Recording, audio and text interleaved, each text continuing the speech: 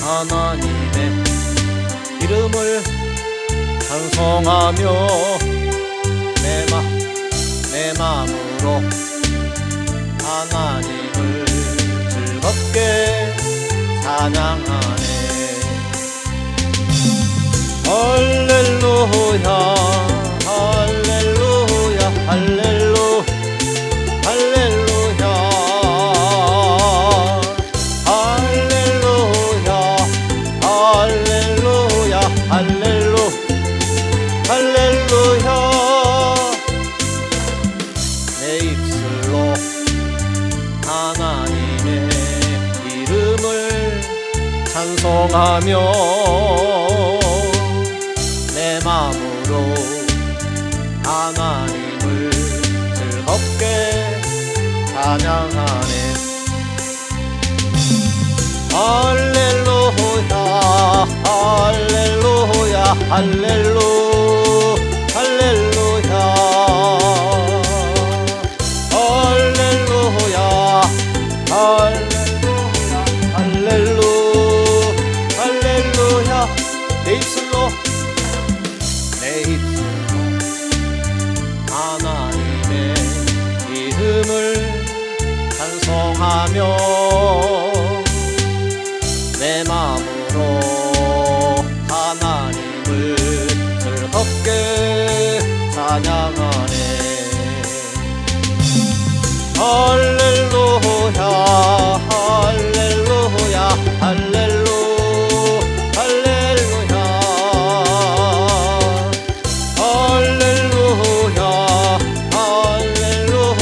할렐루야 할렐루야 할렐루야 할렐루야.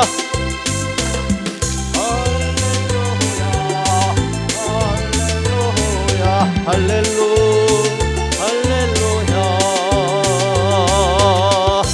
할렐루야 할렐루야 할렐루야 할렐루야.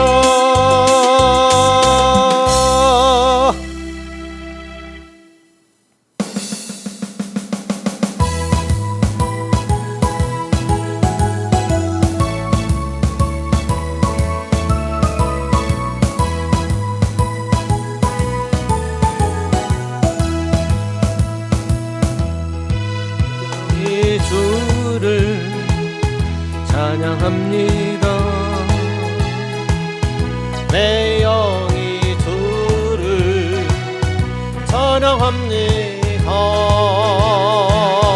내 영이 주를 찬양합니다. 내 영이 주를 찬양합니다. 기뻐하라 나의 영혼아 감사하라. 손을 들고 성축하라. 주를 향해 외치라. 기뻐하라 나의 영혼아 감사하라. 손을 들고 성축하라. 나의 영혼아 내 영이 주를 찬양합니다. 내 영이 주를 찬양합니다. 내 영이 주를 찬양합니다. 내 영이 주를 찬양합니다.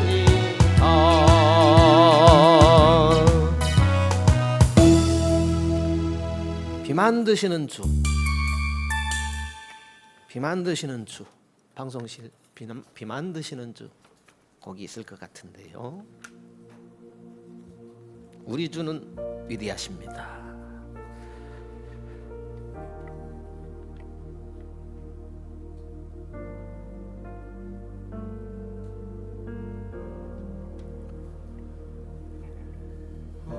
우리 주는 위대하며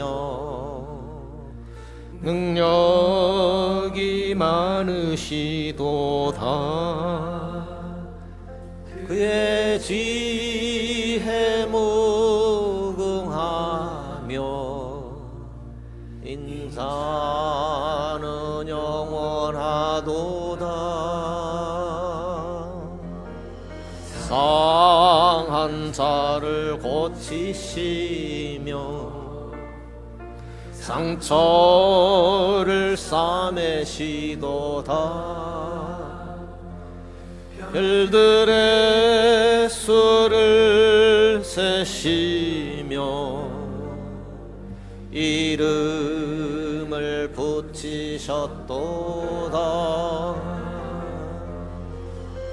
그가 구름으로 하늘을 덮으시며 땅을 위하여 비준비하시니 예루살렘아 여호와를 찬송할지어다. 내 하나님을 감사함으로 그 앞에 나가며 주임대 앞에 경배해.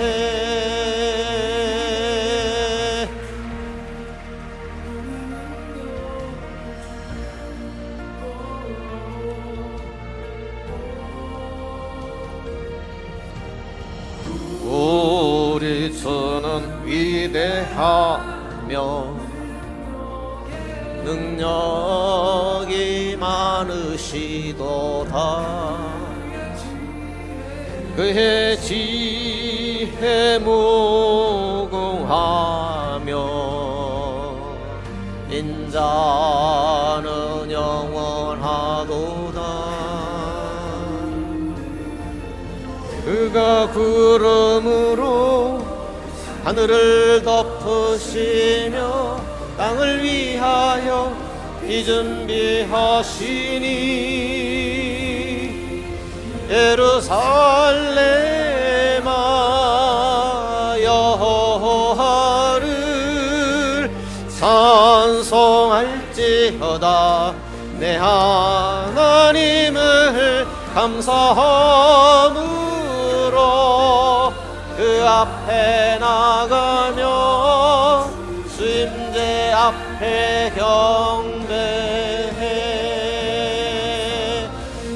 예루살렘아 여호와를 찬송할지어다. 내 하나님을 감사함으로 그 앞에 나가며 주임제 앞에 경배해.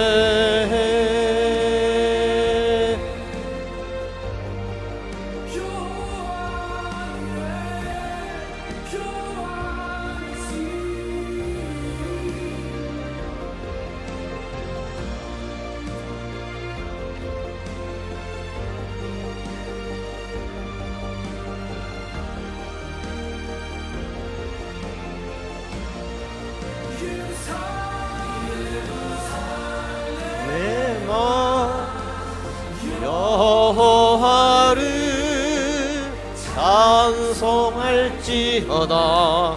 내 하나님을 감사함으로 그 앞에 나가며 주임제 앞에 경배해. 예루살렘아 여호와를 찬송할지어다. 내 하나님을 감사함으로 그 앞에 나가며 주임제 앞에 경배해.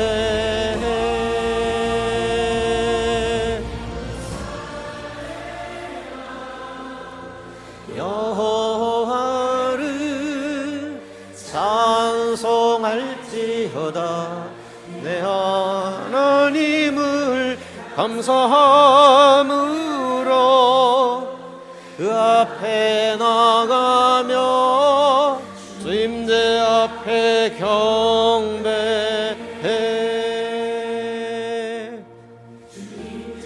앞에 경배해.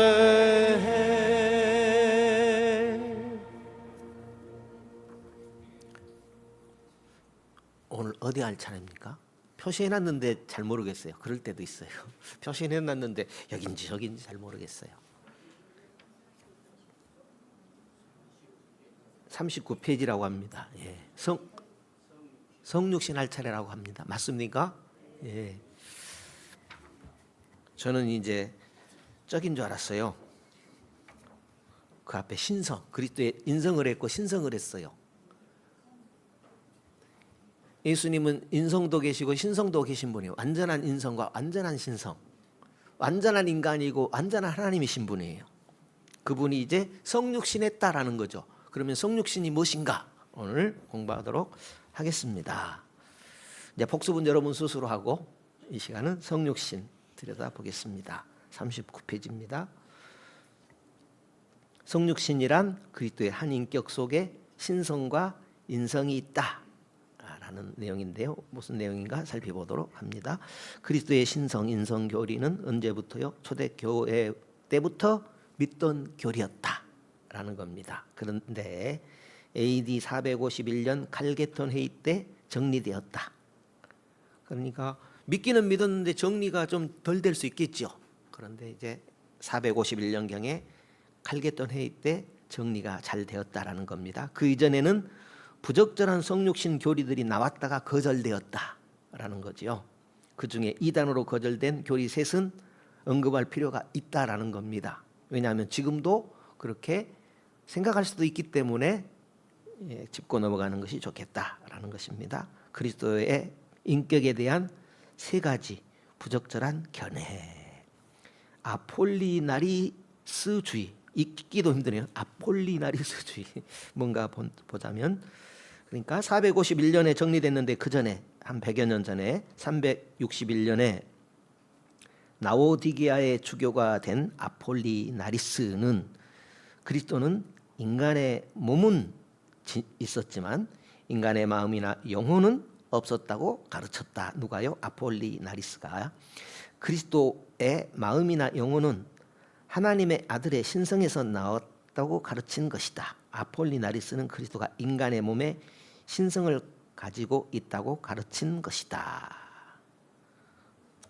반론입니다. 그거 옳지 않다라는 반론이 뭐라고 되어 있냐면, 그리스도가 구원을 하실 때에 인간의 몸만 구원이 필요한 것이 아니라 인간의 마음도 구원이 필요하고 영혼도 구원이 필요했다. 그래서 그리스도께서 우리를 구원하시려면 완전한 진짜 인간이 되셔야 했다. 겉만 인간의 몸만 인간이 되신 것이 아니라 마음도 영혼도 100% 인간이 되셔야 했다라는 겁니다. 그래서 그리스도는 완전한 인간이셨고 완전한 신이셨다라는 겁니다. 그래서 파도도 잔잔했지요. 인간의 몸을 완전히 가지셨지만 파도야 잠잠하라 하니까 그 풍랑이는 파도가 잔잔하게 되지 않았습니까? 또 있었던 이단 중에는 네리토리우스주의가 있습니다. 428년, 그러니까 451년에 완성되기 전에 얼마 전이죠. 한 20-30년 전입니다. 안디옥의 유명한 설교자 네스토리우스는 콘스탄티노플의 주교였다. 네스토리우스가 이 이단을 주장한 것은 아닐지 몰라도 이 이단은 네스토리우스 이름으로 알려졌다. 네스토리우스주의는 그리스도 안에 인간적 인격과 신적 인격, 즉 별도의 두 인격이 있다는 것이다. 우리는 읽을 때 뭐 알 뜻도 하고 모를 뜻도 해요. 그냥 그러나 넘어갑니다. 반론을 좀 읽어보죠. 그거 틀리다 이것이죠. 그리스도는 두 개의 별도의 인격이 아니다. 가령 그리스도의 인성이 독자적인 인격으로 그리스도의 신성에 어긋나는 어떤 결정을 내린 것이 아니다. 그리스도 안에서 인간적인 인격과 신적인 인격이 서로 갈등하고 충돌하면서 서로 대화했다는 기록이 없다. 예수님은 인성과 신성의 우리나 그들이 아니라 나, 그라는 완전한 통일체였다. 예수님이 성부 하나님과 자신을 가리켜 우리라고 하신 적은 있지만 자신을 두고 우리라고 하신 적은 없었다. 그렇다는 거예요. 그냥 넘어갑시다. 단성론. 이것은 그리스도가 단 하나의 성만 있었다는 이단이다. 단성론. 콘스탄티노플 수도원의 지도자 유티케스가 최초로 주장한 이단이다. 유티케스는 그리스도의 신성과 인성, 즉 양성이 변해서 제3의 한성이 되었다고 가르쳤다. 인과 물이 결합해서 인과 물이 합하면은 합한 것이 되겠죠. 그것처럼 하나님의 신성과 인성도 결합해서 뭐 이상한 하나가 된 것처럼 그렇게 단성, 양성이 아니라 양성은 신성, 인성을 말하는 거예요. 완전한 하나님, 완전한 신. 완전한 양성을 가지신 분이 예수님이거든요. 그런데 하나의 성을 두 인성과 신성이 합해져서 가졌다라는 것이 단성론인데 그것은 이단이다. 옳지 않다. 성경의 가르침과 옳지 않다라는 것인데 곰곰이 생각할 때 이런 생각을 지금도 가질 수 있잖아요. 그럴 것이다. 동의하는 생각을 가질 수 있잖아요. 그러나 그런 것들은 옛적에부터 있었고 451년에 이미 정리된 것이다라는 건데 지금도 얼마든지 이런 생각을 가질 수 있겠죠. 사람들이. 그러나 그것은 옳지 않다라는 것이 이미 451년경에 정리가 됐다라는 것입니다. 이 이단에 의하면 그리스도는 진짜 하나님도 이 이단은 그렇다라는 거예요. 그리스도는 진짜 하나님도 아니고 진짜 인간도 아니다. 말 되는 것 같죠? 하나님이면 하나님이지 인간이면 인간이지 이런 생각을 하므로 그렇다라고 할 수도 있겠죠. 그러나 만일 그리스도가 진짜 하나님도 아니고 진짜 인간도 아니라면 인간으로서 우리를 대변하실 수도 없고 하나님으로서 우리를 구원하실 수도 없습니다. 그렇죠? 예수님은 안전한 인간이어야 우리를 대신 제물이 되실 수 있고 하나님이라야 완전한 구원자가 되실 수 있거든요. 그러니까 완전한 하나님, 완전한 인간으로 계셨다라는 것입니다. 그리스도의 성육신에 관한 내용 가운데 이제 칼케톤 교리가 있습니다. 칼케톤 교리. 칼케톤 회의에서 정리됐다고 그랬죠. 성육신에 관한 어떤 내용들이요. 그리스도의 인격에 대한 가톨릭, 개신교, 정통교회의 정통교리, 그리스도의 한 인격 속에 참되고 완전한 신성과 인성이 나눠지지 않고 혼란하지 않고 변하지 않고 연합되어 있다라는 것이죠. 신비적인 연합이죠. 성부, 성자, 성령 삼위일체죠. 어떻게 삼위가 일체가 되는가? 신비적인 연합입니다. 예수님께서도 말씀하셨죠. 요한복음 1장 1절에 태초에 말씀이 계시니라. 이 말씀이 하나님과 함께 계셨으니 이 말씀은 곧 하나님이시니라. 이제 이런 말씀들을 통하고 또 이런 구절들을 볼 때 성부, 성자, 성령은 하나다라는 거죠. 신비적으로 하나죠. 우리 머리로는 설명이 안 돼요.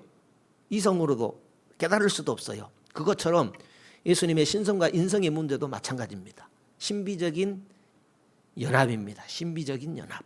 어떻게 완전한 하나님이고 어떻게 완전한 사람일 수 있어요? 신비적인 부분입니다. 이 부분을 우리가 한계를 가진 우리의 머리로는 정리가 안 돼요. 그러나 그런 부분을 말씀하고 있죠. 방금 말씀드린 요한복음 1장 1절이죠. 태초에 말씀이 계시니라. 이 말씀이 하나님과 함께 계셨는데 그 말씀이 누구라고요? 그 말씀은 예수님인데 그 말씀은 하나님이다. 그렇게 요한복음 1장 1절에 기록이 되어져 있습니다. 또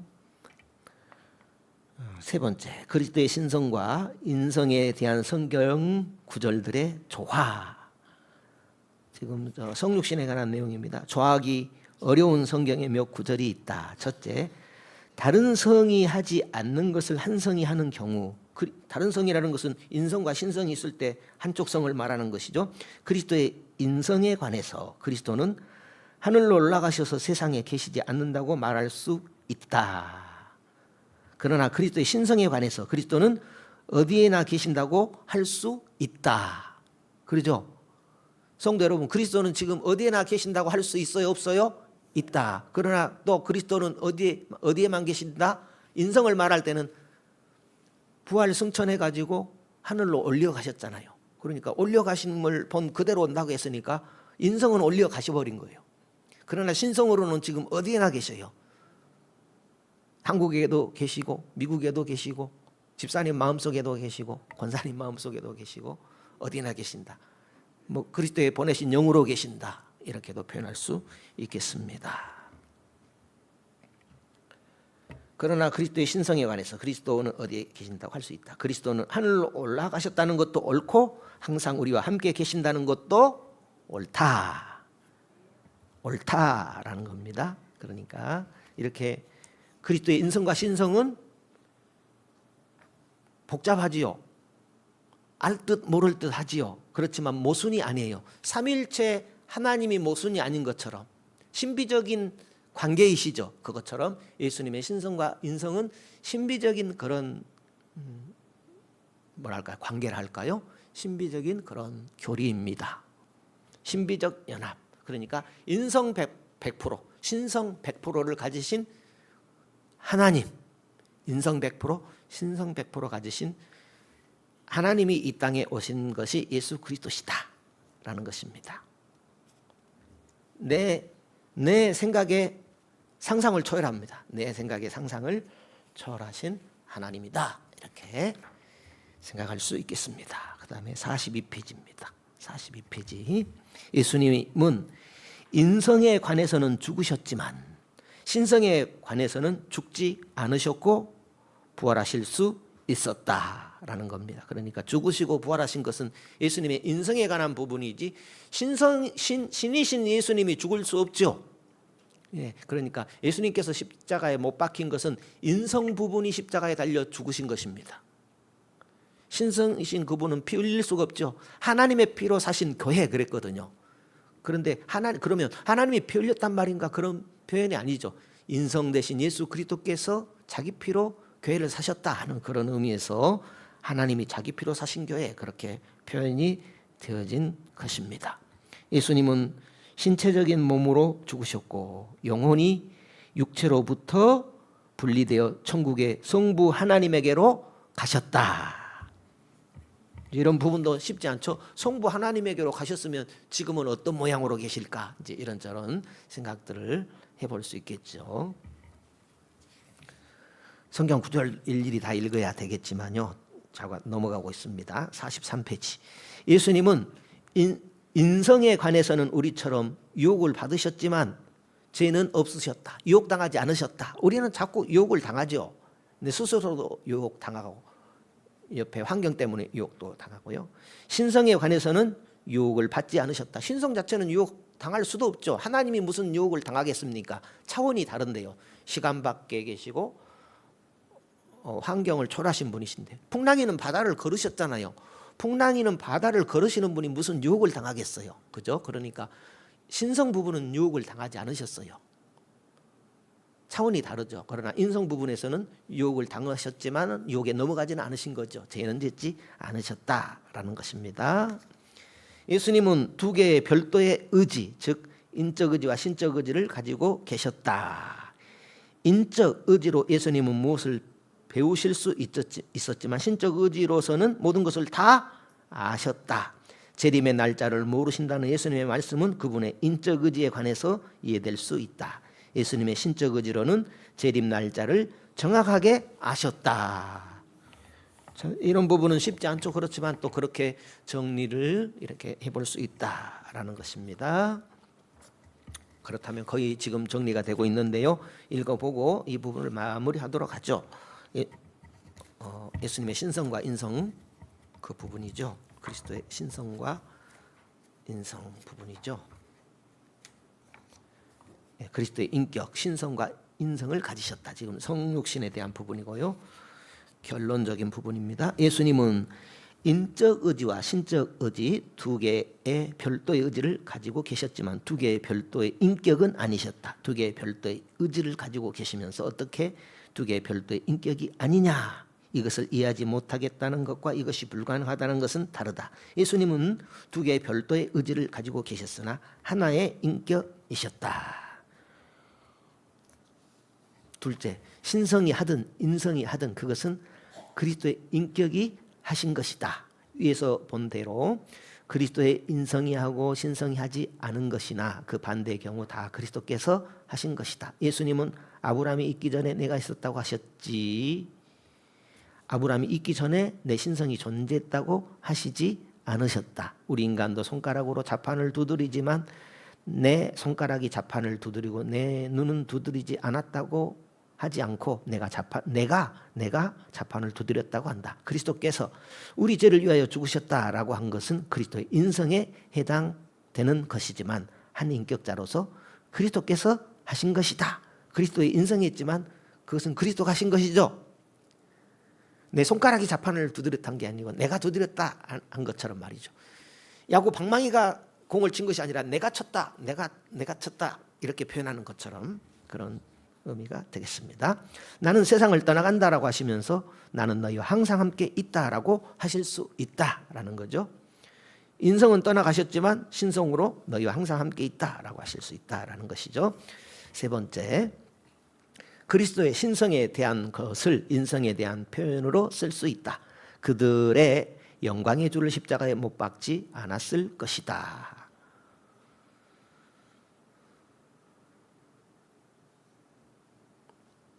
신성에 대한 것을 인성에 대한 표현을 쓸 수 있다 했습니다.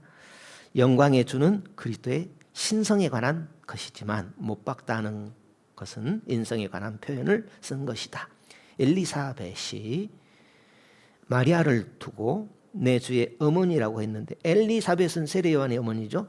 내 주의 어머니라고 했는데 여기서 내 주는 그리스도의 신성에 대한 것이지만 어머니라는 인성에 대한 표현을 사용한 것이다. 하늘의 천사들도 아들도 모르고 아버지만 아신다고 하실 때 예수님은 아들이란 신성에 대한 것을 모른다는 인성에 대한 표현으로 하신 것이다.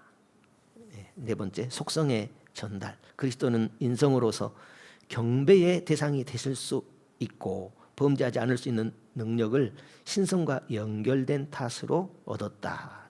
표현이 좀 어렵습니다. 그리스도는 신성으로 겪지 못할 것, 가령 고통과 죽음을 당할 수 있는 능력, 우리가 경험하는 것을 경험할 수 있는 능력, 이것은 인성에 관한 부분이죠. 우리의 대속물이 되실 수 있는 능력을 인성과 연결된 탓으로 얻었다. 인성 때문에 십자가를 지신 것이다 라는 거죠. 성육신은 사실 부활이나 창조보다 더 놀라운 것이다. 성육신 놀라운 교리예요. 하나님이, 성스러운 하나님이, 하늘의 하나님이 인간의 몸을 입었어요. 그래서 그분은 인간이 되신 것이 아니라 완전한 하나님이자 완전한 인간이 되신 것을 말해요. 그것을 성육신 교리, 이것도 신비예요. 그죠? 단순히 그냥 나 믿어져 이런 정도가 아니라 내용을 좀 이해할 필요가 있습니다. 성육신은 사실 부활이나 창조보다 그래서 더 놀라운 것이다. 무한하시고 전능하시고 영원하신 하나님의 아들이 인간이 되셔서 영원히 인간성을 지니신다는 것, 무한하신 하나님이 유한한 인간과 함께 되셨다는 것은 영원히 가장 심오한 기적, 가장 심오한 비밀로 남을 것이다. 이제 우리는 이 성육신의 놀라운 비밀을 눈으로 볼 때가 있을 것입니다. 그죠? 주님 재림하실 때 맞다. 그날의 많은 비밀들을 우리는 눈으로 보게 될 것입니다. 아멘입니까? 아멘이셔야죠. 5분 남았기 때문에 남은 시간을 조금 활용하자면, 오늘 제가 계시록 20장을 마지막 절 22장을 여러분께 말씀을 보아드렸는데요. 11절이죠. 22장 11절에 불의를 하는 자는 그대로 불의를 하고 더러운 자는 그대로 더럽고 의로운 자는 그대로 의를 행하고 거룩한 자는 그대로 거룩되게 하라. 거룩한 자는 우리 신자들을 말하죠. 그래서 계속 거룩하게 살라고 말씀합니다. 지금 시대의 특징, 후현대 시대, 포스트 모던 시대, 또 포스트 모던 시대의 특징이 포스트 모더니즘이죠. 그것은 뭐냐면 특징이 없기 때문에 진리를 혐오해요. 진리는 뭐요? 예수 그리스도예요. 진리는 뭐요? 참이요. 거짓의 반대가 진리예요. 그런데 눈으로 어제 봤거든요. 어제 실제 봤거든요. 근데 오늘 아니라고 그래요. 왜 아니라고 한지 아세요? 내 편이 아니라고 그래요. 그 시대가 포스트 모던 시대의 특징입니다. 진리를 혐오해요. 내 편 아니면은 그것이 사실인지 아닌지하고는 아무런 관계가 없어요. 내 편은 무조건 이겨야 돼. 이것이 이 시대의 특징입니다. 그러면 이 시대를 살아가는 그리스도인으로서 어떻게 살아야 됩니까? 여기 말씀했잖아요. 불의를 행하느냐? 그대로 불의히 살아봐라. 그러나 신자들, 진리를 좇는 신자들은 예수 믿고 진리를 좇을 때 후회하지 않게 될 것이다. 왜냐하면 내가 속효리라, 재림하겠다라는 거죠. 내가 줄 상이 내게 있다. 예수께서 우리에게 줄 상이 있다라는 거죠. 각 사람에게 일한 대로 갚아주겠다라는 거지요. 성도 여러분, 남을 속이고 헐뜯고 밟고 일어서고 그런 자가 하나님께 상 받을 자가 되겠습니까? 그런데 진리를 혐오한다라는 것은, 예를 들어서 동성애에 찬성하는 것은 하나님께 대한 도전이잖아요. 그거 진리를 혐오하는 거예요. 그거 상관없다라는 거죠. 동성애든 쓰리성애든 포성애든 성이 남녀 둘밖에 없잖아요. 3개 되든 4개 되든 상관없다라는 거죠. 그러면서도 내 자녀들은 남녀 결혼시키려고 그래요. 내 아들이 남자를 부인이라고 될까 봐요. 정신 돌아가시죠. 그런 분들이 이런 진리를 혐오한단 말입니다. 옳은 것이 중요한 게 아니고 내 편, 내 이익 좇는 시대가 이 시대입니다. 그 증거가 유럽에서 일어났고, 공산주의에서 일어났고, 사회주의에서 일어났고, 미국에서 일어났고, 온 세상에 일어나고 있어요. 우리나라에서도 그걸 법제하려고 그래요. 그러면 그 이면에는 뻔해요. 법으로 정해가지고 틀린 것을 법으로 정하면 피해를 누가 당해요? 여기 계신 여러분들은 연세도 드시고 이제 뭐 누가 뭐라든 뭐 별 거칠 것이 없겠지만 이 세상을 살아가야 할 자녀 세대들, 그들의 삶은 어떻게 됩니까? 그죠? 그러므로 성도 여러분, 진리를 알지니 진리가 너희를 자유케 하리라 예수님께서 말씀했어요. 자유는 진리를 붙드는 데 있어요. 자유는 예수님을 붙드는 데 있어요. 그러므로 성도 여러분들은 진리, 하나님을 아는 데 힘쓰므로, 하나님 알기 힘쓰면 내 마음에 불이 일어나요. 불이 일어나가지고 하나님의 성령이 주님을 떠나지 않도록 지켜줘요. 그런데 진리에 대해서 별 관심도 없고 내 편, 네 편 나눠가지고 무조건 내 편이 이겨야 된다 그러면은요, 하나님의 진리는 떠나가고 어떻게 하면 잘 먹고 잘 살고 염려 없이 살까, 이것에만 초점 맞추고요. 진리는 온데간데 없고, 그러면 주님이 물으실 거예요. 믿은 증거 어디 있느냐? 성도 여러분, 우리는 믿음으로 사는 존재죠. 진리를 붙들기 위해서 생명보다 귀한 것이죠. 왜냐하면 죽어도 살고 영원히 죽지 않기 때문에 우리는 진리 예수 그리스도를 붙드는 것입니다. 진리가 자유케 합니다. 진리가 힘입니다. 그죠? 할렐루야. 한 주간도 주님의 은혜로 살아가시는 우리 모두가 되시면 좋겠습니다.